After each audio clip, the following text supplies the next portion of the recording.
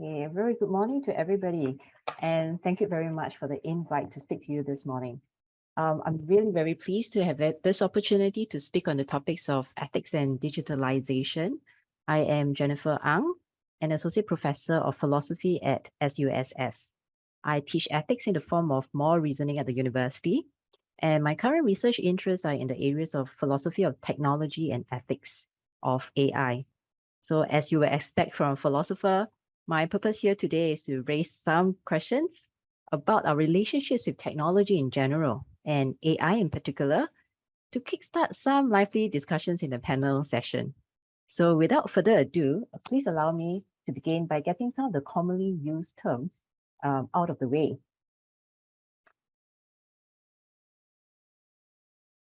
And so these are the commonly used terms that I'm going to just quickly give us a nice little definition because we'll be using them rather interchangeably. So let's start with digitize. So before an organization embarks on digitalization, it is necessary first to digitize, right? That is to convert information from a physical format to a digital version, whether it's for storage, easy retrieval, or distribution. And when digital technologies are used to collect this digitized data, extract and process them by identifying patterns and trends so as to create insights and aid decision making, an organization is said to be digitalized. So digitalization refers to the use of digital technologies and digitized data for the purpose of enhancing organization processes and operations.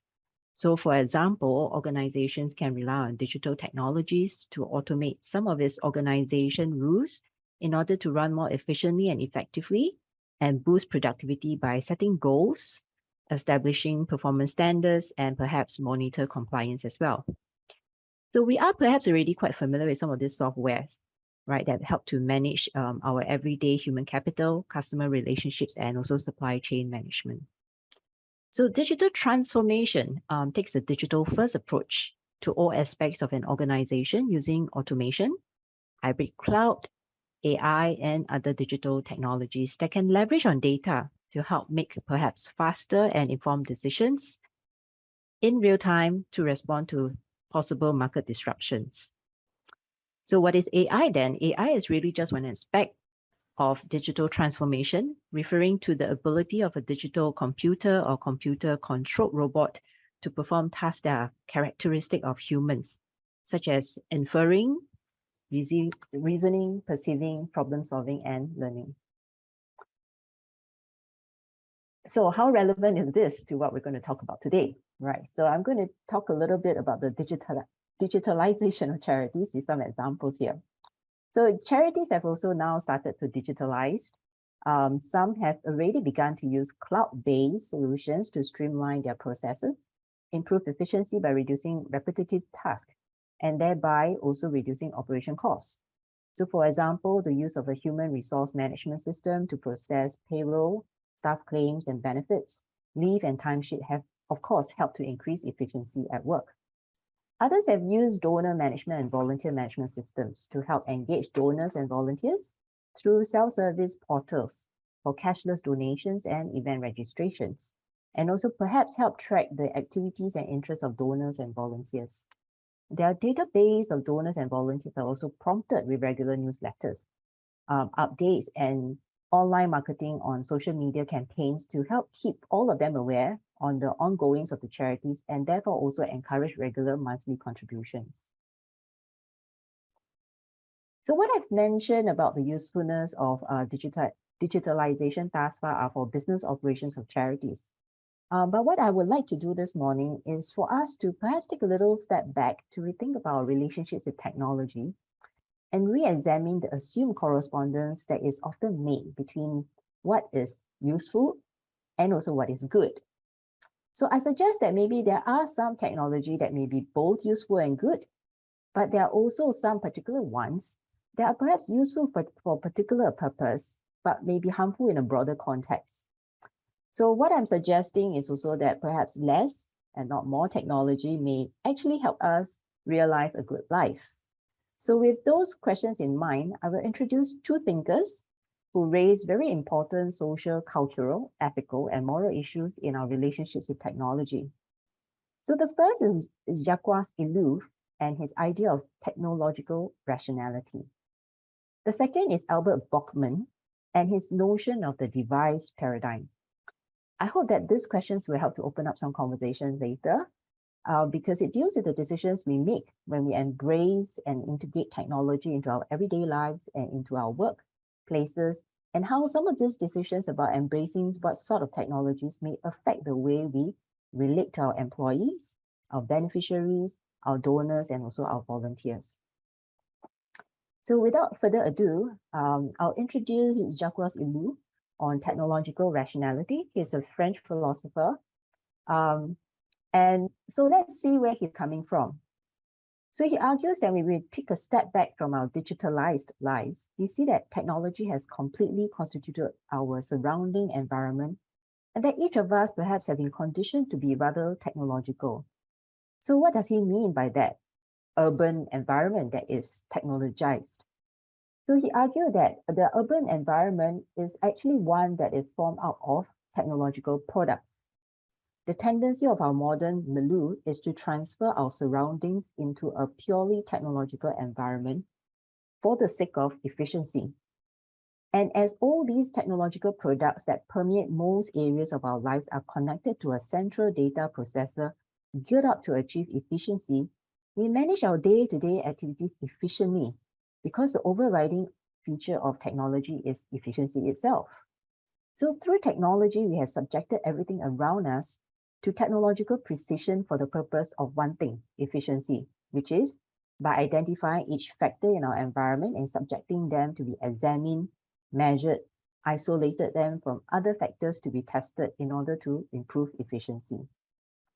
We can see, for example, how we no longer learn about natural elements directly, but instead deal with nature through a set of instruments and objects, such as the weather app on our phones. And this process is actually so complete that we're actually dealing with the technologies themselves and not with nature themselves. And living in a smart city, we are informed by and make decisions in our everyday lives through sensors and camera networks to tell us about traffic flows, the temperature and energy usage in our buildings, the weather of the day and its impact on parts of the island. The increasing extent to which these pervasive and ubiquitous computing and digital instrumented devices are embedded in urban places and infrastructures means that we engage with our surroundings through means of monitoring, managing, regulating city flows and processes. So not to mention our digital devices at work that automatically share our files on cloud servers, to our smartwatches taking long-term bio-monitoring of our heart rates, activity, sleep quality, and even our locations. In fact, our devices may now know us better than ourselves. Our entertainment devices read aesthetic tastes and preferences. Our smart home technology knows our daily movement and habits around the house, and also learn to set, monitor, and regulate the functions of the connected devices according to pre-programmed rules to suit our habits and preferences. Now, human relations are also mediated by technology, where technology shape desires and form public opinions through measuring and scrutinizing what we subscribe to, what we respond to, and what we like or dislike. We also use technology to organize our culture and our leisure. So what does this mean for the person in a technological environment? What does it make us? Well, Ellul describes the technological person as one who is shaped to be technological by first learning the necessary forms of behavior and ideological outlook to conform and integrate with the technological environment. So one has been prepared by the education system for technological functions and uses only technologies at work. One also adapts and learns know-hows to deal with technology, and one's behavior is shaped relative to this artificial environment that we live in. So technological rationality defines the person born into a technological environment. The mass media, political agenda, human and public relations all serve to provide the technological person with some psychological satisfaction and motivation for him or for her to live and work efficiently in this technological milieu. So what is the worry for Ellul here? He's worried that the human being situated in the technological system becomes a person who thinks and acts not as an independent subject with respect to a technological object, but rather as one who is modified by the technological factor by actually serving and using these technological devices. So furthermore, the more one gets involved with technological factors, more the problems that raise are technological ones, which make one to infer that all problems are technological and thus getting into further involvement with technological. So in short, Ilu was critical about how our emphasis on the efficiency of technology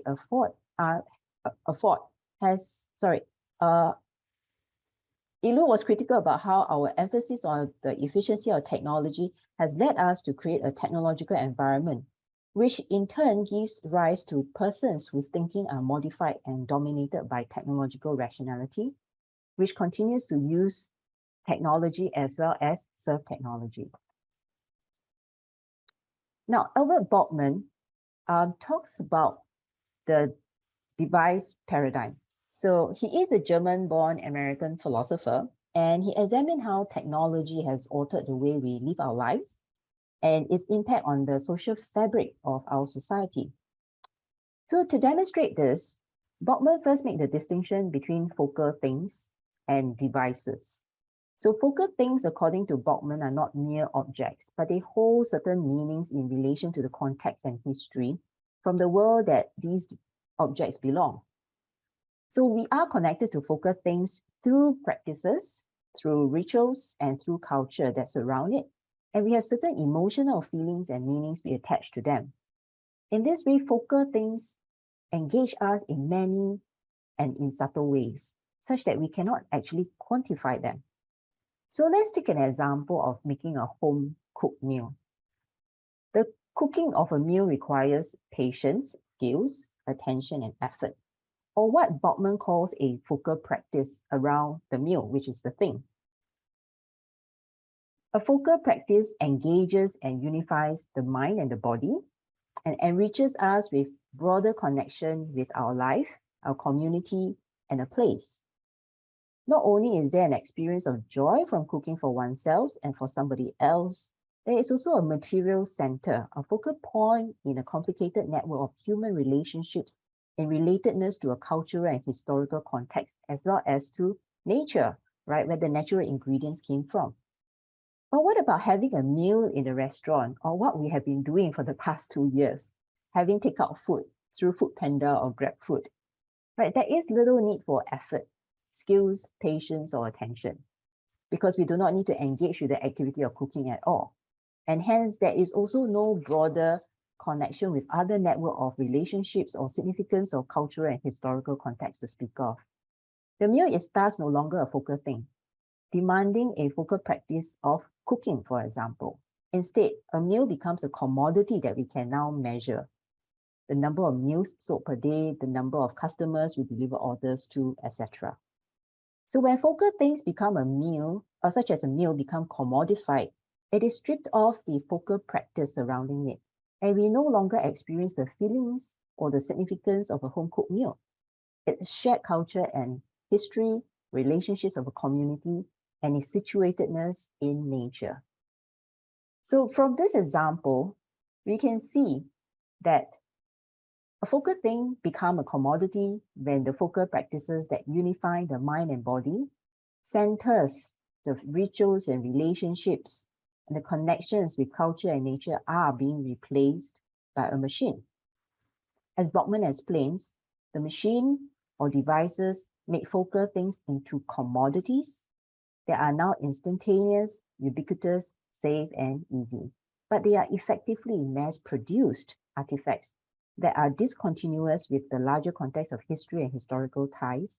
And because we attach no significance to them, these devices are easily disposable as well. So admittedly, devices have largely simplified and eased our burdens of life, and in fact, improve our quality of life. But it is easy to use them But it has also become harder for us to figure out how devices get the ends from the means. So Botman gives the example of a fine violin that comes to life in the hands of a caring and gifted performer. And the life of the performer is enriched in relation to the violin. The performer needs the skill developed through years of effort, practice, and patience to create the character of the performer in relation to the focal thing, which is the violin. And through a musical performance, the focal thing, the performer, and the audience come together in a communal experience and connection. A sound system, for example, that replaces this performance, displaces the entire performance of the individual and also within the community. So as Botman argues, devices in this way contribute to a life that perhaps lacks a center and a life that is missing in a rich social and ecological context. In fact, our lives now become filled with an overload of entertaining, distraction, and disburdening devices. So in short, as the usage of technological devices expands and focal things and focal practices are replaced, the significant and meaningful aspects of our life become sacrificed. Our individual involvement with nature and other people is reduced to a rather bare minimum, and we lose communal relationships and become more absorbed with possession and control. In this way, what is useful may thus not necessarily be good, and a life with conveniences may not necessarily be the good life. What Botman suggests is for us to instead emphasize focus, thing, and focal practice. So, sorry, let me reset my slide. So to conclude, what did we lose? For Ilu, independent thoughts are at stake and our autonomy is compromised. So what is significant about this is that independent thinking and autonomous intentions and actions are fundamental to situations of responsibility.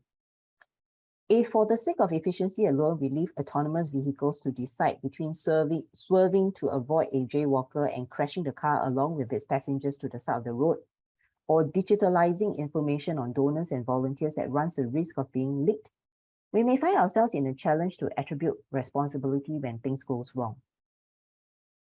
Furthermore, if we were to see technology as the solution to make our existing way of life efficient, we may overlook other more appropriate alternatives.